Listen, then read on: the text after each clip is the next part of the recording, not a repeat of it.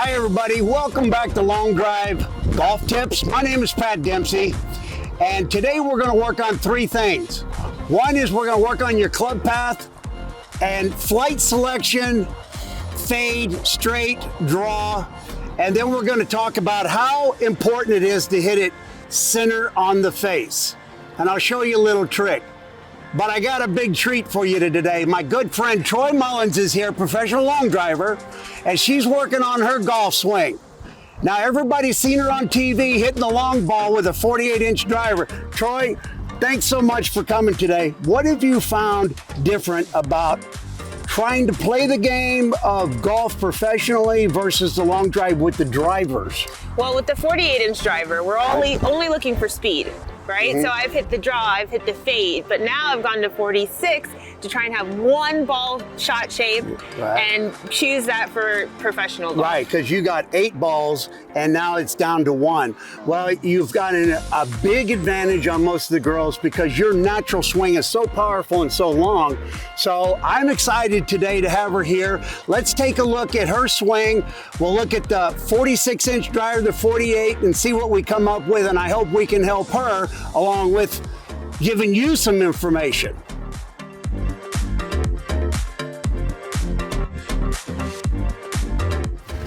So before we get started, I want to point out something that's very important to you guys. Today we're out here and it's very cold, even though we're not wearing jackets and the wind is blowing in our face.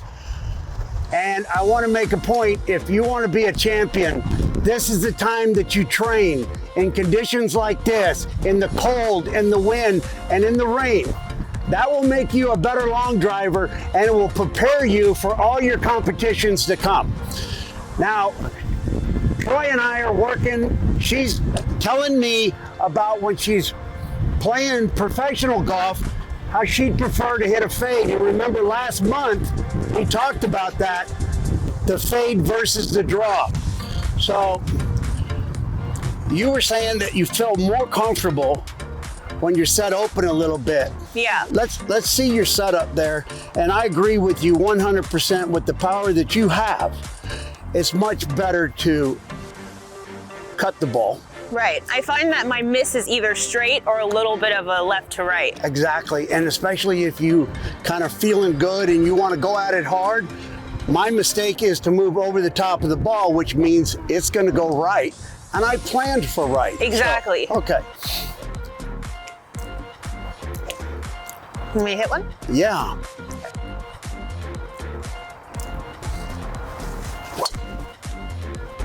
Woo! And that's the worst case scenario. Yep. Is that you hit it straight. That's beautiful. But I know you're sitting on a little bit of a downhill thing here, which is going to promote the draw a little bit. So this is a great training location here.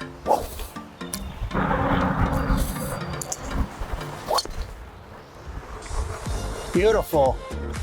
Now that's a nice clean fade right there. Yeah. Nothing that gets up in the air and the wind takes off, so you're controlling that ball flight. I really am excited that you chose to go to this ball flight, especially with your power. Now if you'll notice that Troy is being very conservative and controlled as far as getting her angles, her spine tilt, the club across the plane. She's playing the game of golf right now, but she's still using her power.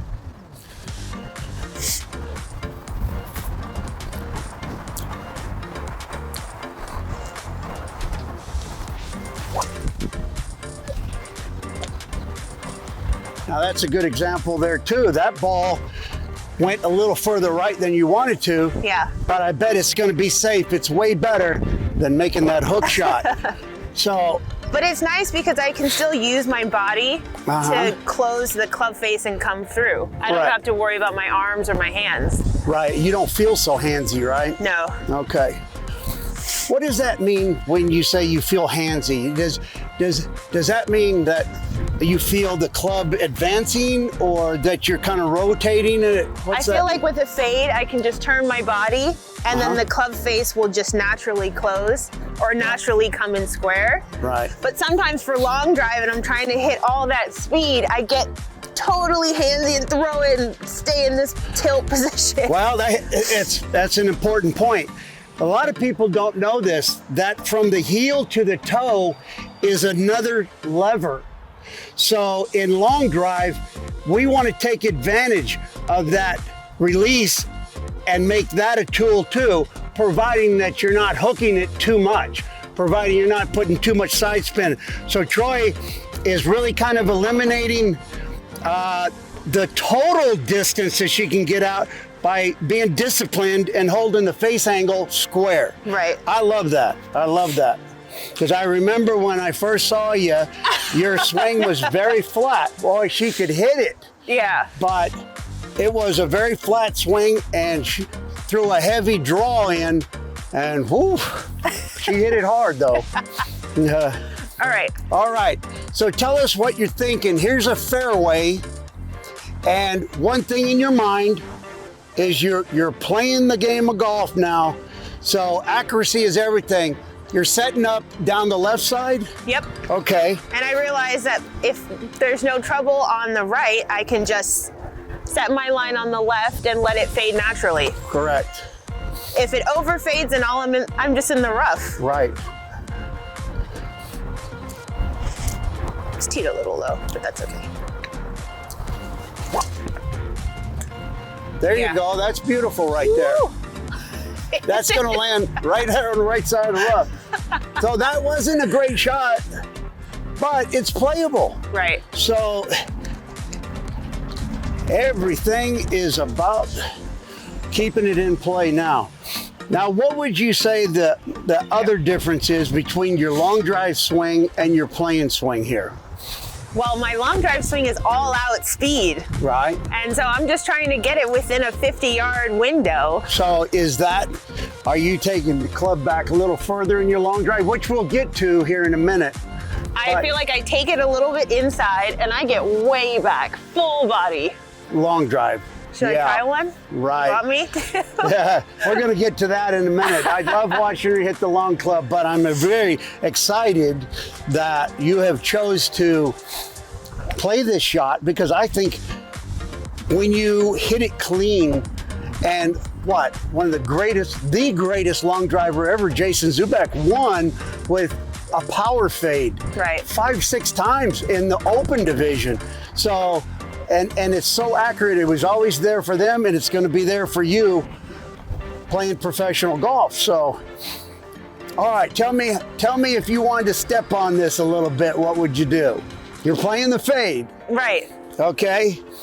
And you have parallel fairways, so it really doesn't matter, right? Okay, so if I were to step on this, right, I think I'm gonna get a little bit more grounded and try and use the ground a little bit more. You're gonna get a little deeper in your body there. Yeah. And plant into the ground. Plant and try and like almost baseball move. Right. Where I'm gonna use the ground. I'm so glad you said that. The important thing about power golf is you have to be connected somewhere. You can only have so much connection when you're turning towards the target. So most every long driver, as they bring the club down, will squat and they'll start that drive, but what they're really doing is driving their weight into the ground so they get a stronger connection here, and then when they decide to turn, they have so much power that a lot of times you'll see them come up on their toes. But once you can get this thing planted, like what you're doing, plant it and start that turn, then they've distributed enough power to get the driver head through the golf ball and really compress it. Let's get a little aggressive with a plane swing. Okay. All right. Try not to fall back.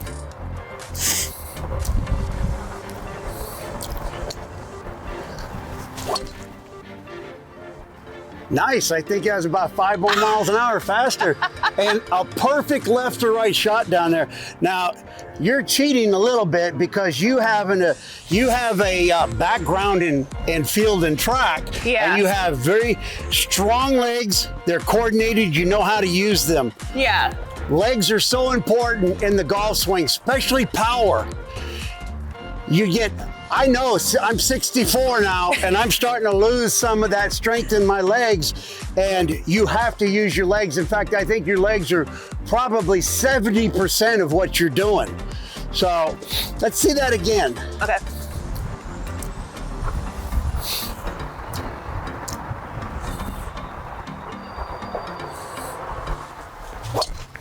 Woo!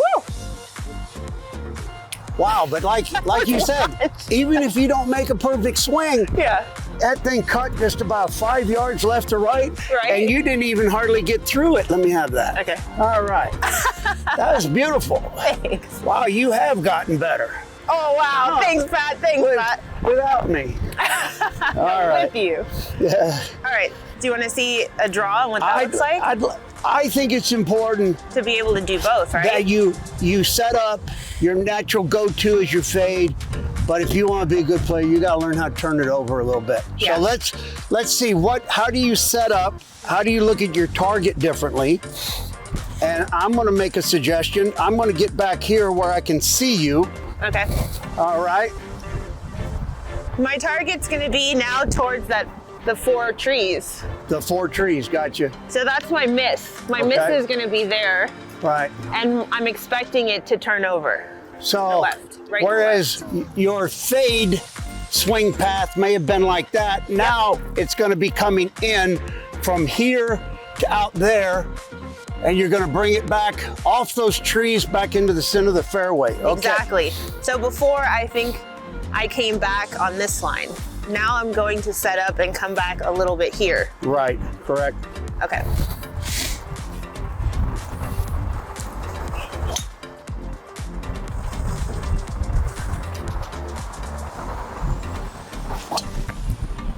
I still faded. That's okay. It started on the line, but I still faded it. All right. That's getting back to my point. That fade is more predictable. So Pat, I remember at the 2019 World Long Drive Championship, right? Mhm. You gave me a really great tip. You said if I want to hit a draw or fade, I have to envision that in my finish. Right. And I'm a big believer in that. Here, come stand over here. I'm glad she asked that question because I'm a big believer. Your mind and your body have to have a goal, and the goal is not to just get back to the golf ball. The goal is to allow your mind and body to finish in a position. I don't finish in the same position to hit a fade as I do a draw. So what Troy is saying is that if you rehearse the shot, that your finished position, when you're standing over the ball, you want to go to whatever you feel a fade or a draw shot is. So that's an awesome question right there. Because I can take the club back on the draw path, but still finish with a fade. So it'll start on my draw line and then still go right. And then some There you people go. will get frustrated, Right. and that's not it. Could be a good swing. All right. At this point, you clear your mind and you just try to stick your finish position. That's all you can do in golf. Don't want to be thinking about too much other than I know this ball's going to go left to right. Okay. Hold your finish, and so everyone can see the difference between your fade and your draw. Nice. You stole that from me because that looked like my finish on my fade. What? Good girl. All right, So- let's do the other one. What does a draw finish look like? So when you stand up to the ball, you get your positioning, you get your line that you want to draw the ball off of, you get your feet in position, shoulders and all that, Yeah. and show us what a draw finish looks like. Okay. So you're feeling it, right? That's the important thing. You need to feel what a draw is, and when you do it, your body knows. Beautiful. Okay, I knew it. Her hands are a little bit lower.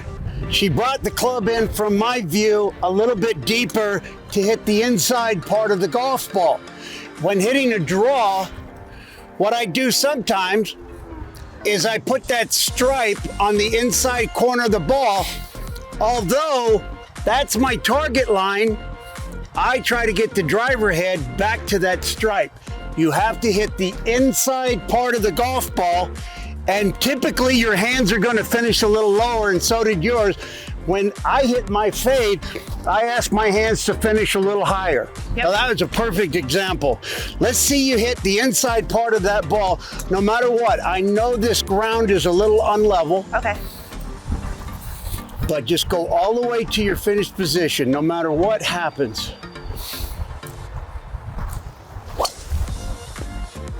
Beautiful, push draw right there. Yeah. I love that. That was That's nice, beautiful. Pat.